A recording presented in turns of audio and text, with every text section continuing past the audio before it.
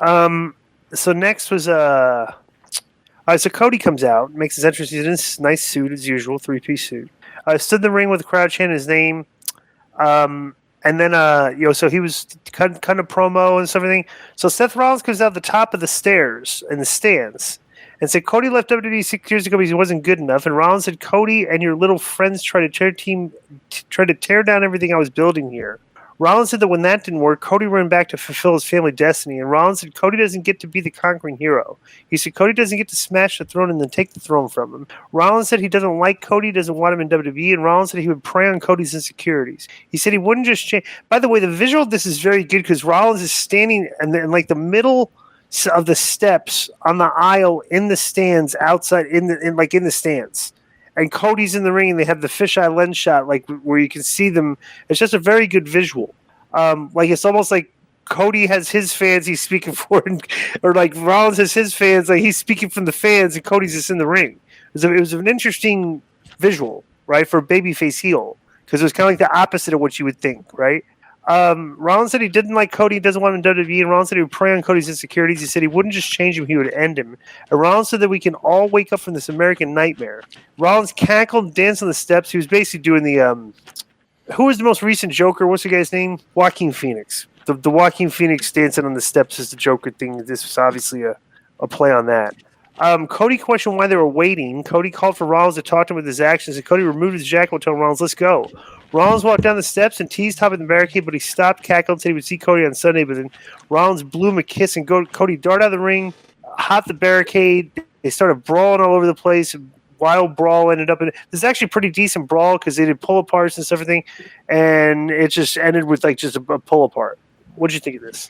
Well, I think almost all of Cody Rhodes promos are too long. Mm-hmm. Wasn't a big fan of this one either. Kind of repeating the same that he's been saying, and but the brawl brought it to another level. I thought the brawl. What did you think about Rollins' mic work here? Great. I think Rollins has been great. I thought he was way better than Cody. Not a fan of Cody's promo works in WWE. Right. What have you not been a fan of? I think they're long and they're not that good.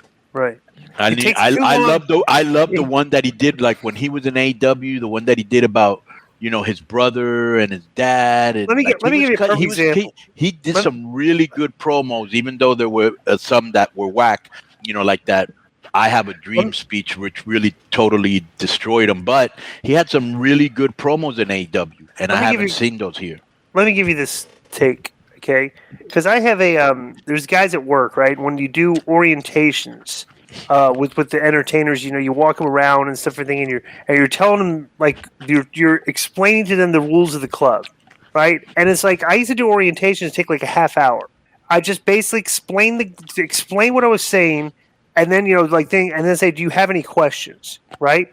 And it's like some of the new guys do the orientations, and they like to hear themselves talk a lot.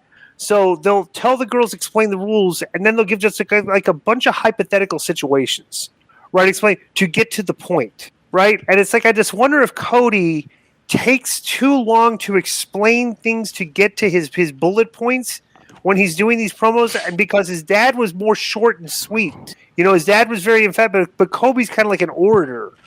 Like he's doing like a dissertation and stuff, and then but it's like he could get to the point. Yeah, and he was saying quotes that sounded like he got them off of a book. He was saying stuff that you don't really say normally. You wouldn't really talk like that. Yeah. Right, and I'm wondering if he's just doing he's putting too much thought into these promos, and you're just oversimplifying things because you're doing too much content to make your point, and it's coming across as like you're not. Because the perfect example is when these girls are finished with these orientations at work, it's like they don't remember a lot of stuff because it took forever, like an hour. I used to do it in like 25, 30 minutes, like these, and they're getting the same amount of information with all this other stuff, and you just can't remember. It doesn't resonate. He may be overthinking it and overproducing it. It's like when you hear somebody like Eddie Kingston talk, he didn't write down. Yeah. Right. And he's to the point. I want to beat this guy's ass. And this is why I want to beat this guy's ass. Cody's short, like, let me explain it. Like, here's the state of America. Today in our world, we have and then he gets his point, right?